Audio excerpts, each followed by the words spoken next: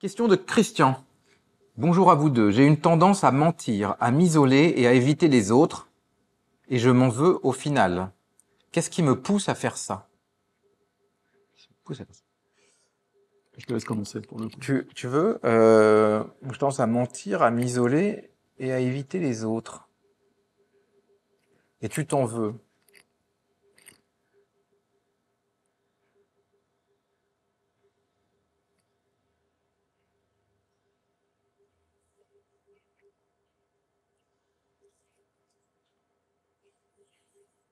Ouais, là, on revient sur un...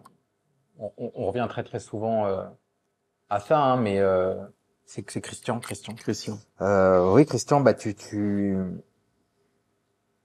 sais pas vraiment qui t'es, quoi. Ou alors, en tout cas, t'acceptes pas qui t'es.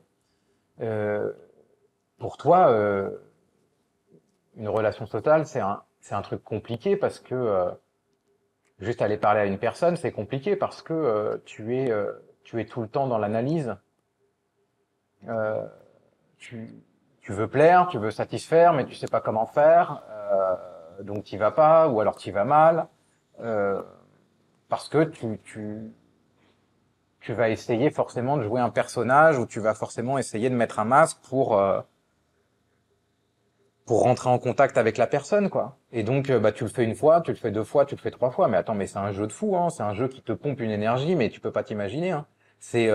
Puis tu peux plus tenir, en fait. Parce que vu que tu changes de masque avec différentes personnes, le jour où tu revois cette personne, tu sais plus le masque que tu avais mis exactement.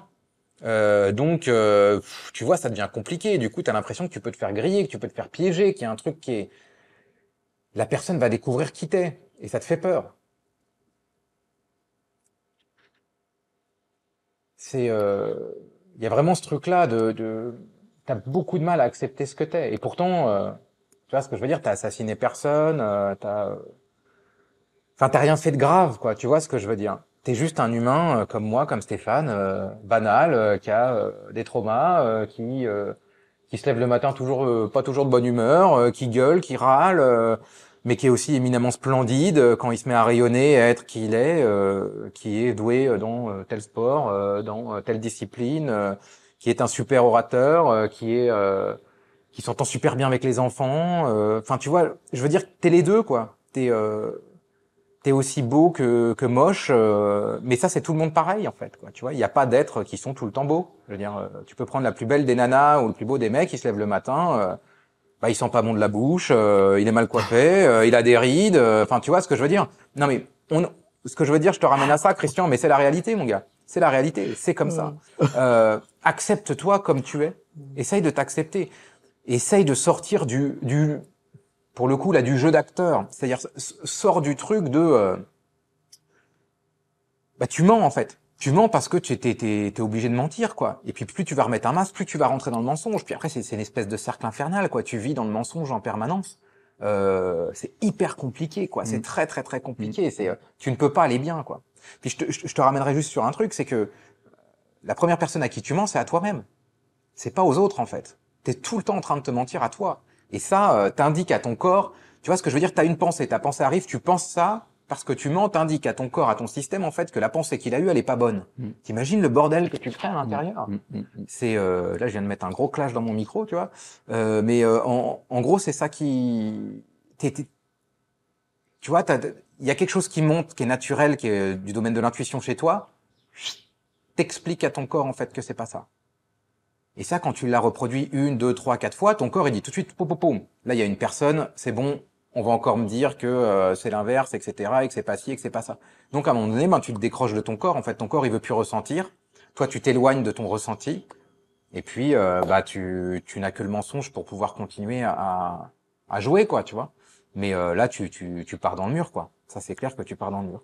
Donc, il faudrait reprendre en fait t'as des grands thèmes, hein, si tu vas voir dans tes relations amoureuses, comment t'as menti dans tes relations amoureuses, comment dans ta famille on mentait, comment. Mm. Bon, ce que je veux dire, c'est qu'on l'a tous fait, hein, et on le fait tous à un moment donné.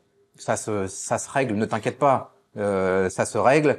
Mais effectivement, il va falloir, pour le coup, là, aller voir et aller gratter à quel point tu mens et à quel point à toi tu te mens. En fait. Et dès que tu vas découvrir ça, ça va se libérer.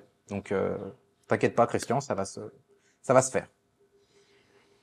Ouais, Christian, bah, Vas-y, vas-y. je vais aller exactement dans le sens de Cédric, hein. Je vais me répéter, enfin, je vais répéter ce qu'il a dit à ma manière, mais c'est exactement ça. Euh, En sachant que quand tu mens aux autres, bah, tu te mens à toi-même. Déjà pour commencer en faisant le constat avant d'apporter éventuellement des solutions, mais le constat c'est ça, c'est que tu te mens à toi-même, tu te renies en permanence. Ouais. C'est quoi? J'imagine à l'intérieur la tension qui doit régner parce que en même temps ton être profond, c'est comme si tu lui fermais la porte au nez en permanence, quoi. Voilà. En n'étant pas qui tu es, en ayant toujours ce repli, cette défense de mentir pour X raisons. Alors après, évidemment, il y a plein de cas différents qui peuvent justifier un mensonge. Mais le fait est qu'au final, non seulement tu abuses les autres, mais tu t'abuses toi en premier. Donc ça, c'est une réalité parce que tu sens bien que c'est pas juste au fond quand tu mens. Tu sais bien que c'est pas juste. C'est juste une mécanique qui arrive au-dessus de C'est ça.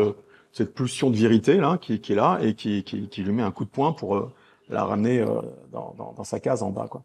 Donc effectivement c'est très c'est très délétère, quoi. C'est une mécanique qui ne fait que t'emmener de plus en plus loin vers comment dire de t'éloigner de plus en plus de ce que tu es vraiment. Et effectivement, c'est l'isolement, il est là aussi, hein. Tu parles d'isolement parce qu'évidemment, à un moment, tu acceptes plus de, je veux dire, tu ne peux plus être dans la vie en étant en permanence dans le mensonge avec toi-même. Donc, bah, tu préfères t'isoler, comme ça, t'as pas besoin de te confronter à cette mécanique, et c'est plus simple pour toi à gérer, même si ça la règle pas. Euh, alors j'avais marqué deux, trois petits trucs aussi. Pourquoi tu mens aussi à la base? Alors parce qu'après il y a différents types de mensonges, mais est-ce que c'est par intérêt, par manipulation, par contrôle, par névrose? Névrose, c'est par exemple c'est quand ta vie projetée ne correspond pas à ta vie réelle, donc du coup tu compenses en mentant.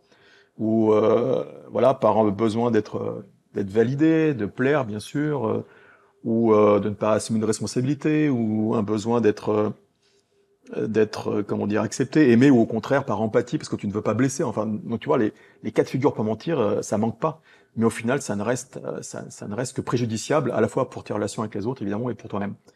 Alors maintenant qu'on a dit ça, bah, qu'est-ce que tu peux faire, quoi? Parce que c'est aussi c'est ça qui est important au-delà du constat. Déjà, est-ce que peut-être que cette mécanique de mensonge, elle est liée au fait que quelque part dans ton histoire, dans ton enfance, est-ce qu'à un moment tu as pu associer le fait que de dire la vérité était associé à la souffrance, à l'apparition de problèmes, à de conflits, etc. Parce que quelquefois, la vérité, elle peut effectivement remonter des choses à la surface qui créent des situations conflictuelles. Donc, est-ce que tu as quelque chose d'engrammé en toi qui fait que la vérité, pour toi, finalement, c'est mauvais? Et donc, ça, au niveau du travail, peut-être qu'il faudra aller creuser sur ce point de départ, si c'est le cas, effectivement, d'association de vérité avec quelque chose de négatif. Ensuite, je dirais que si tu as en tête une mémoire où tu te vois mentir, tu te rappelles avoir menti à telle personne dans tel contexte, dans telle situation, etc., et que donc avec le recul, bah, tu t'en veux. Essaye de rejouer, toujours pareil, c'est une technique que j'utilise beaucoup, enfin que je demande aux gens d'utiliser beaucoup, c'est le fait de rejouer en jeu de rôle avec toi-même cette scène. Et au lieu de mentir, cette fois, tu vas dire la vérité. Tu vas dire vraiment ce que tu aurais voulu dire à l'époque, mais que tu n'as pas fait, donc t'as dit autre chose. Et derrière ça, de ressentir le plaisir que tu as eu à dire pour une fois la vérité, à te montrer sous ton vrai jour, et également ressentir le plaisir des personnes en face, de tes interlocuteurs, à avoir enfin vu le vrai ouais, le vrai Christian, excuse-moi. Euh, Christian, en fait, tu mens pour séduire. T'essayes de séduire. T'essayes d'être tellement aimé, regardé, que tu passes ton temps à mentir. Euh, alors effectivement, là, je rejoindrai Stéphane, où effectivement, je pense qu'il faut aller regarder le manque d'amour à un moment donné, ou le creux, il y a un vide, ça c'est sûr. Pour moi, c'est lié à une relation amoureuse qui s'est mal finie il y a beaucoup de temps quand même, mais qui est encore très très ancrée. Oui, qui est très très très bien marquée. Et donc du coup, si tu veux, t'as la, t'as deux niveaux de lecture. C'est qu'en fait,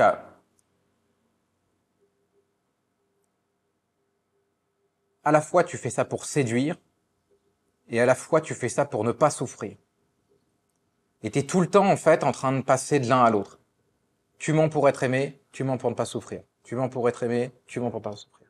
Et du coup, tu vois, t'es toujours sur une espèce de double fréquence qui part totalement dans des bouts opposés, si tu veux.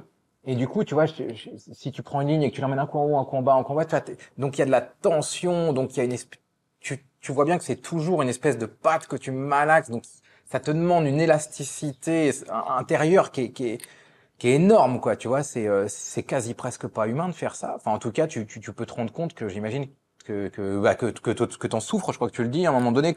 Oui, Non, je pardon. sais plus, mais voilà, qu'est-ce qui me pousse à faire ça? Et je m'en veux au final. Tu vois, bon bah c'est que tu t'en veux au final parce que t'as cette souffrance, mais tu vois, tu ne peux pas en fait quand t'es toujours en train de tirer sur des cordes au taquet à l'intérieur de toi. Tu vois, tu ça peut pas fonctionner, quoi. Ça peut pas fonctionner. Donc t'en fais l'expérience. Tu te rends compte que ça ne peut plus fonctionner, essaye de poser les actes, essaye de se dire, bon voilà, rapproche-toi de quelqu'un, essaye de voir là, ok, bon bah je mens, j'ai un problème euh,